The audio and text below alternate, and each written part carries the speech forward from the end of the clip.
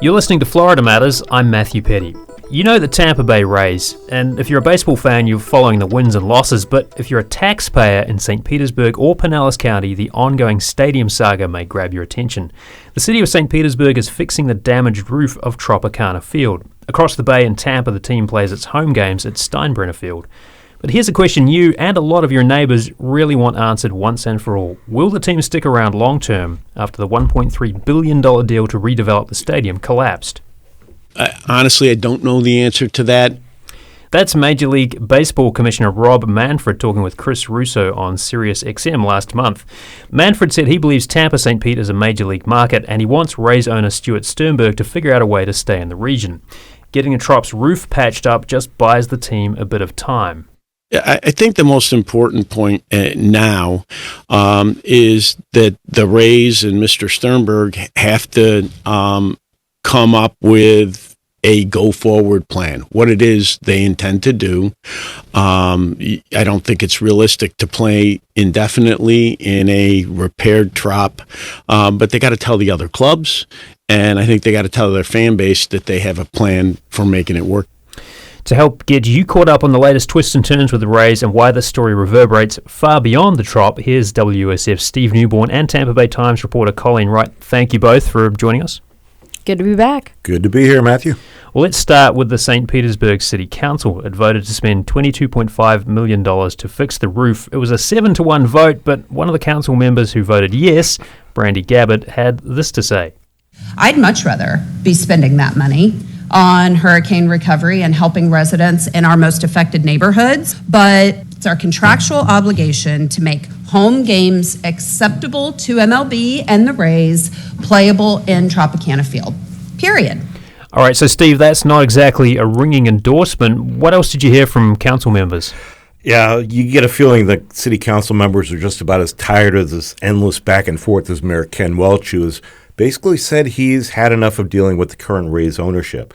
You know, just like we heard Brandy Gabbard say, it's now a contractual obligation, right? The city has to put up or shut up, basically, right? If they want at least a few more years of Major League Baseball in St. Pete.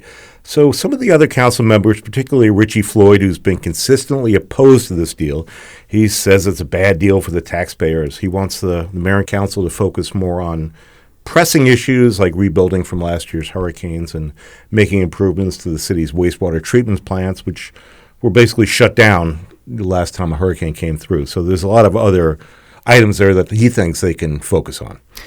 At that meeting, there are also representatives of the team and opponents of the redevelopment talking. What did you hear from them? So the Rays president, Brian Auld, released a statement after the meeting a couple of weeks ago. It was pretty much a boilerplate. He said that they're pleased to see the Trop being ready again for next year's regular season. You know, again, it's not exactly a ringing endorsement, right?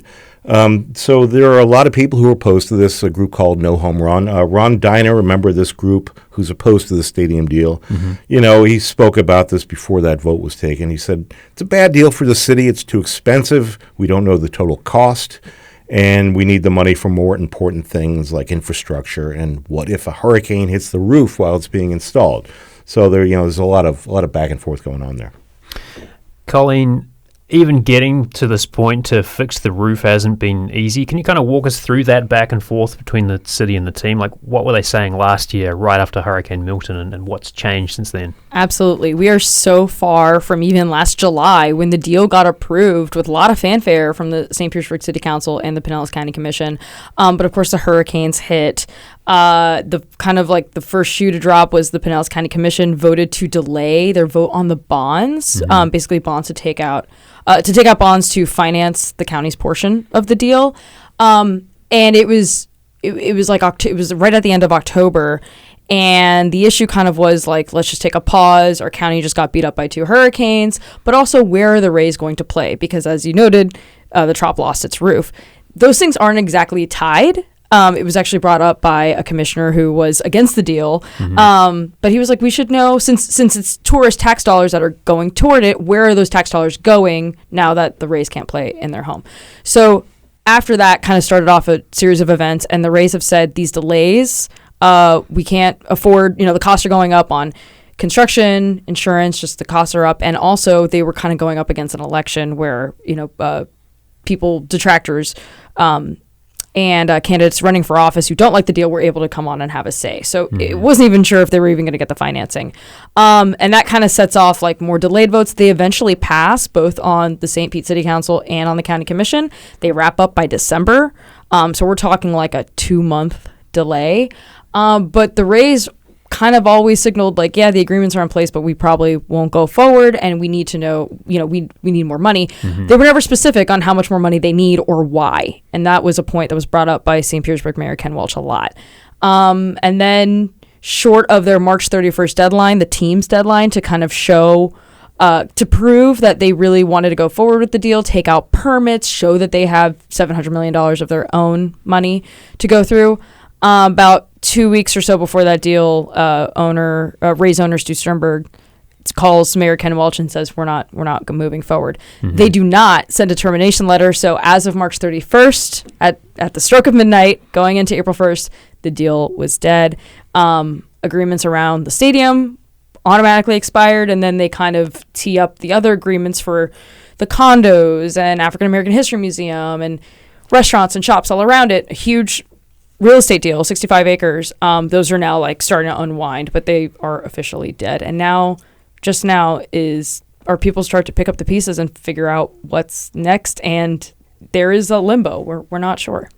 Now, thinking about the Trop itself, you did a bit of a walk around inside recently. The roof is obviously the most significant symbol of the damage from the hurricane, but it's not the only problem facing the Trop. Like, what else is it going to take to get it up and running? Sure.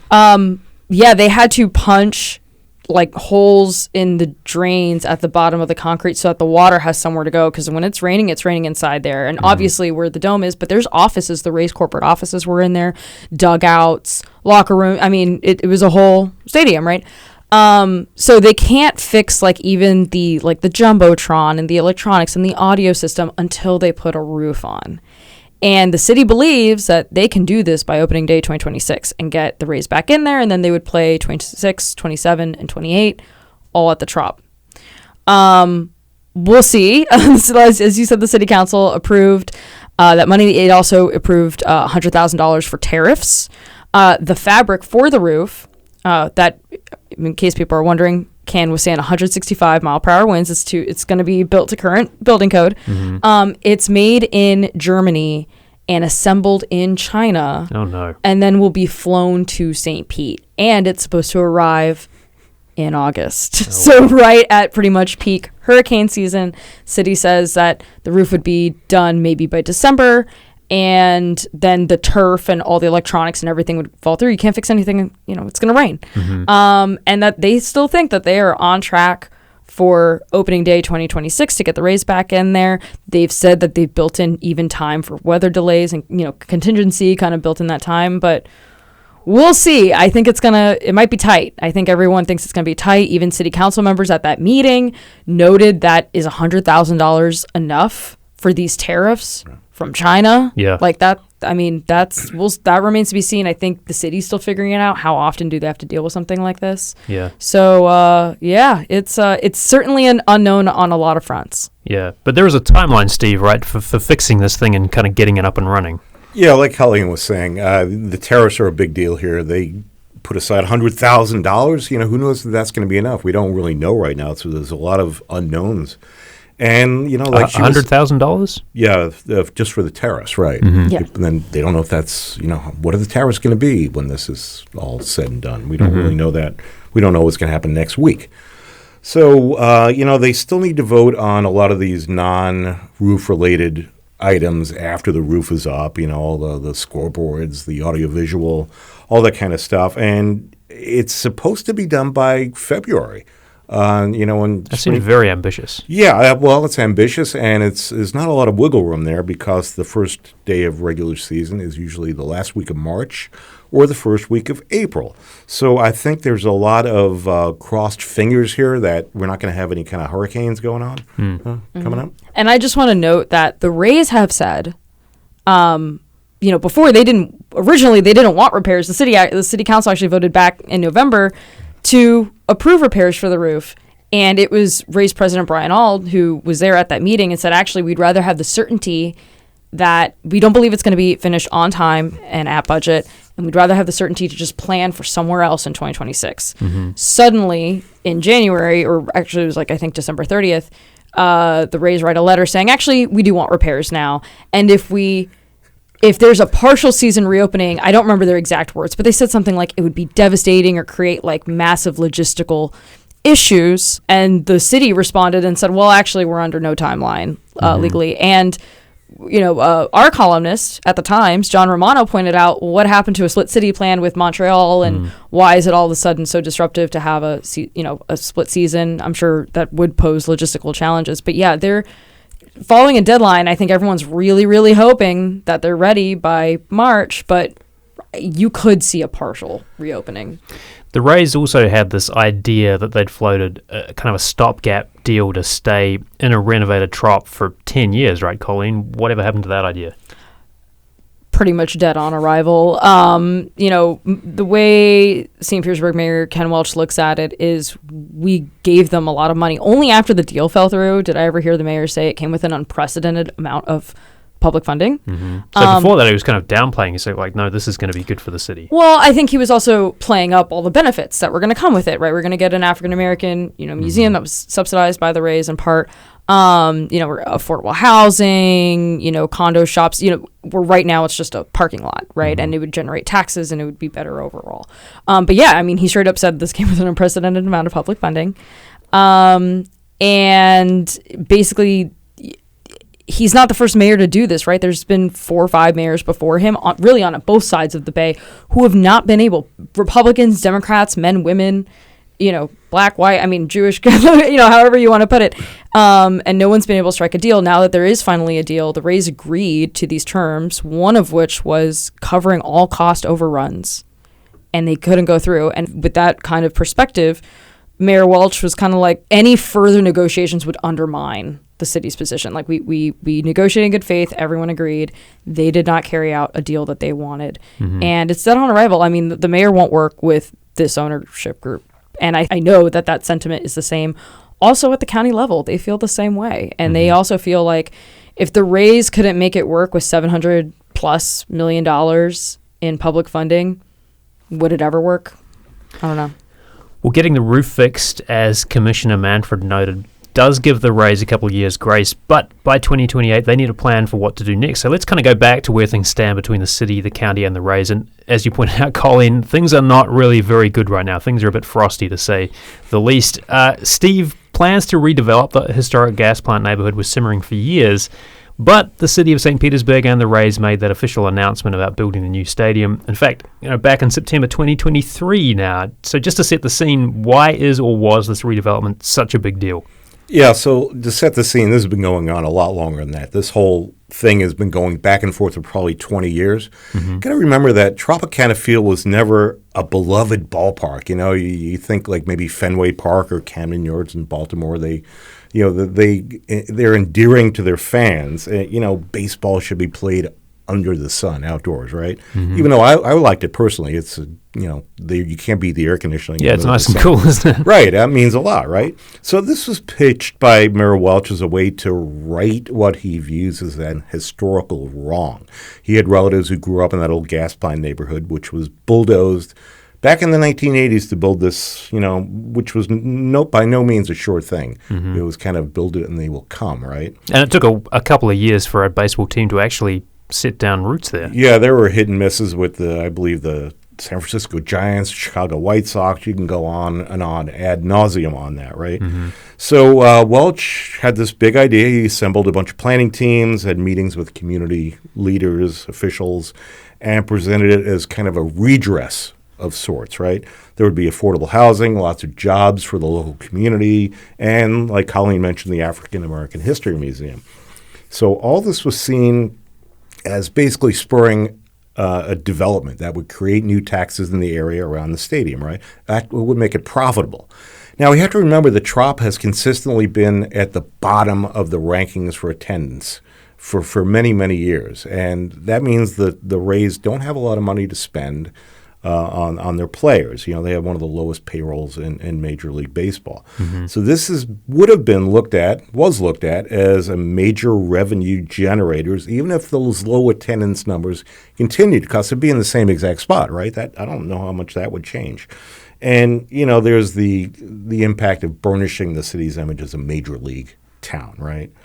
So there's a lot of factors right there. Yeah, it's a complicated story, Colleen. If people, if somebody hasn't been paying attention to this and you were trying to describe what exactly it was that tanked this deal, could you do it? Hurricanes didn't help. An election didn't help. It's a perfect storm. It's a perfect storm of. You can play what if all day, right? Like, what if we didn't have Hurricanes Helene and Milton? What if we weren't in an election year? Would we have shovels in the ground right now? Maybe. I don't know. I mean, this is also like a 30-year build-out. The gas plant, the new stadium for the Rays was supposed to open up in 2028. But the full total build-out, we're talking this is 86 acres roughly in total, was not going to be fully completed until 30 years after that. And you have to factor in, you're going to have recessions, you're going to have hurricanes, you're going to have natural disasters. How was this partnership really going to work out? It sounded real good. Everybody sounded on the same page, again, less than a year ago. But I don't know. I don't know if something else would have come up. It really makes you ask, like, what would have happened? I don't know. Yeah, it seems one of the theories that's being floated around is the Rays got cold feet, right? The numbers weren't looking as good as they originally thought. They were looking at it through rose-colored financial glasses, right? And they kind of stepped back and thought maybe this wasn't such a good idea to begin with. So they just took the excuse, if I could use that word, of the Hurricanes as a way to back out of this deal. But nobody knows for sure because the Rays, they're mum on this whole thing. You're listening to Florida Matters. We're speaking with WUSF Steve Newborn and Colleen Wright, discussing the latest on the fate of Tropicana Field and the Rays. More to come after this.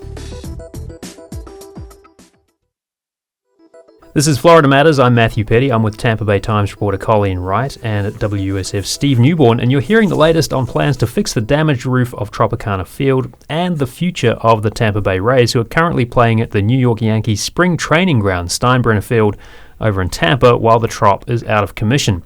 Well, this shift across the bay hurts downtown St. Pete. Here's what St. Petersburg Area Chamber of Commerce President Chris Steinocker told me a couple of weeks ago about what it means for businesses around the Trop. It's a big loss. It's registers that don't ring. It's people that don't get called in for their shift. And those people don't get to buy groceries that night and don't feed their families. So it's a huge loss for our community. All right, so Steve, there's kind of arguments on both sides of this deal about the cost to the city and county versus the benefits of having a baseball team in Tampa, St. Pete. How would you sum up those competing views? Well, we just heard Chris Steinocker basically say how much collateral damage there would be to the city and the county's economy if the Rays don't stay in St. Pete for long term. They're a significant revenue generator. People come to the game, they eat in local restaurants, go to bars, and other establishments. Plus you have the out-of-town baseball tourists coming and staying at the beachside hotels. So it's a significant revenue generator, on the plus side that has to be looked at. Yeah.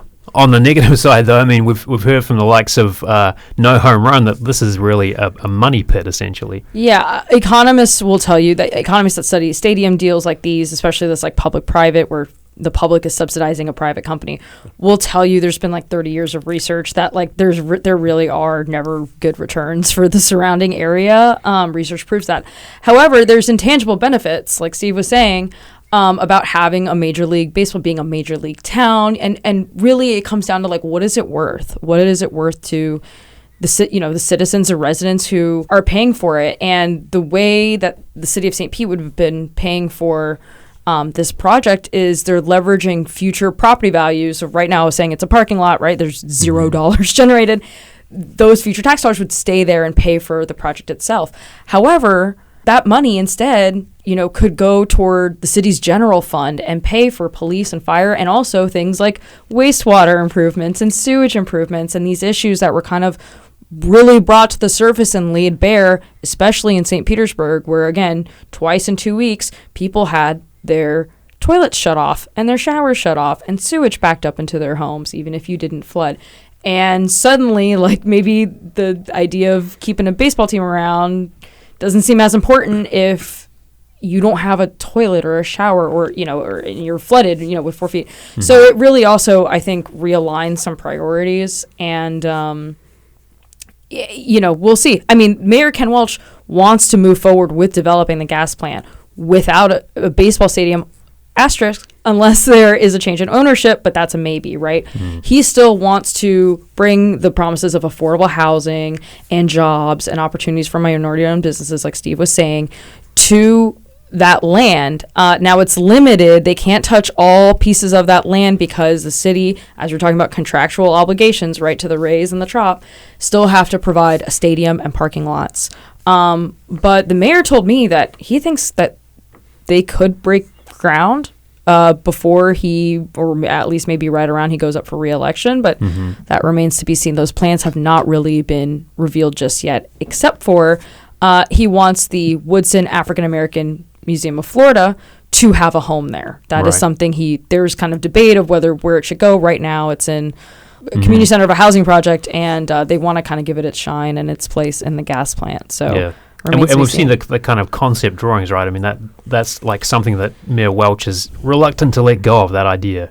Yeah, no, he wants that to happen. I think as an homage to the gas plant, and the significance that neighborhood had on St. Petersburg. It was a segregated black area that was promised redevelopment, jobs, housing. His grandfather owned a wood yard there, and instead, cleared out. Okay, we're going to build more. Just kidding.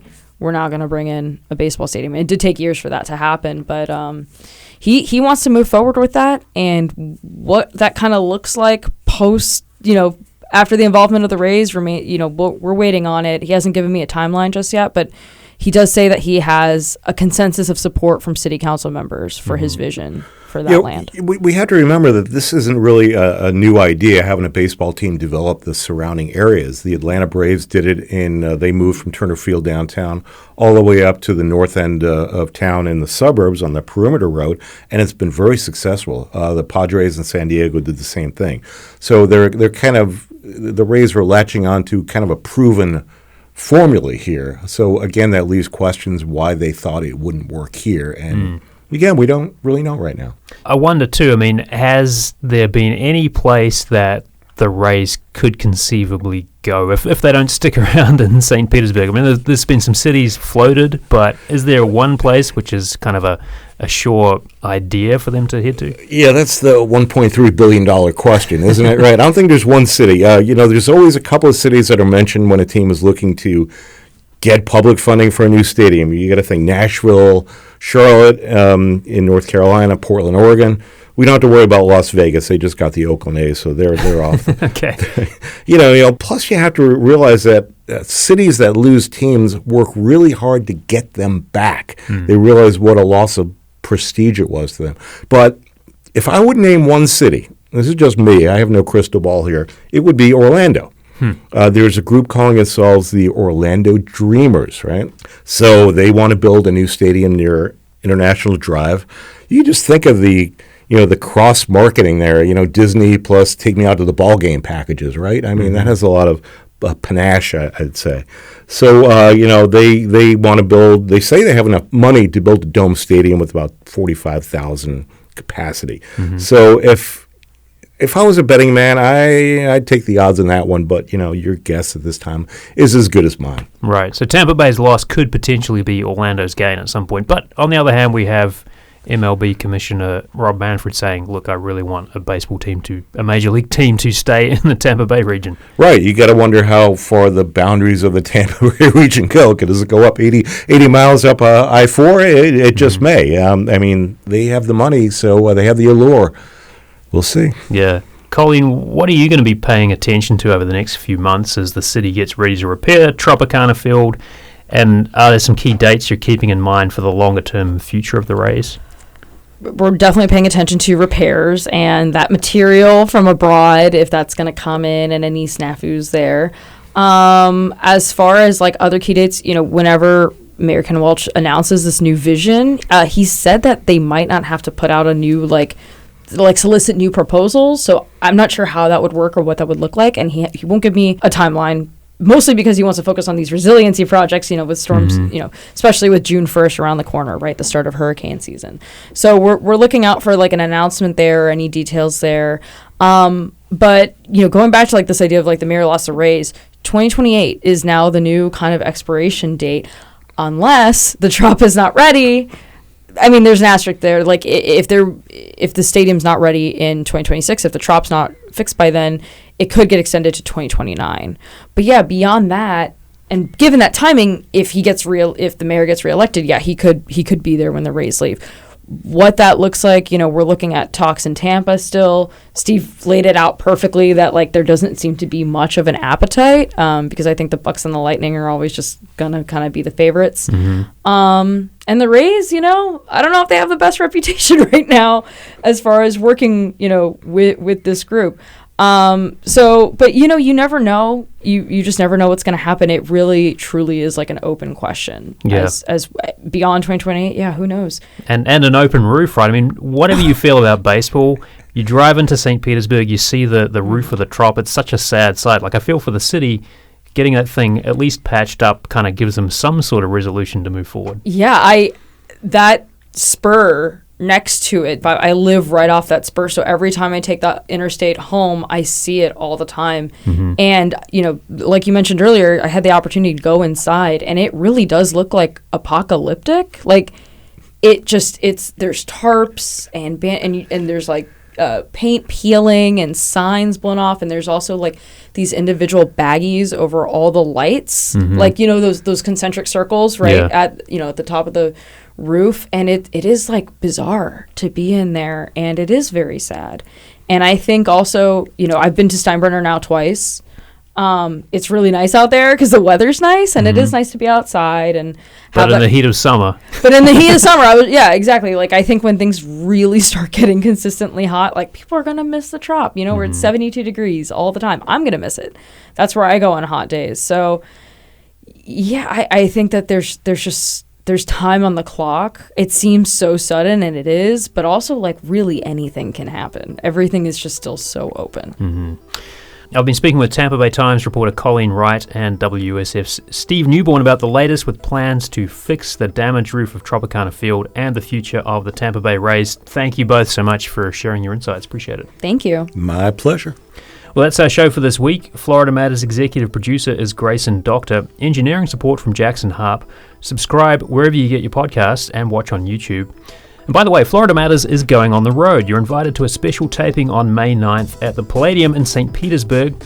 I'm going to be talking with a panel about the community's role before, during, and especially after a hurricane hits. It's free, but seating is limited. You can sign up at WUSF.org.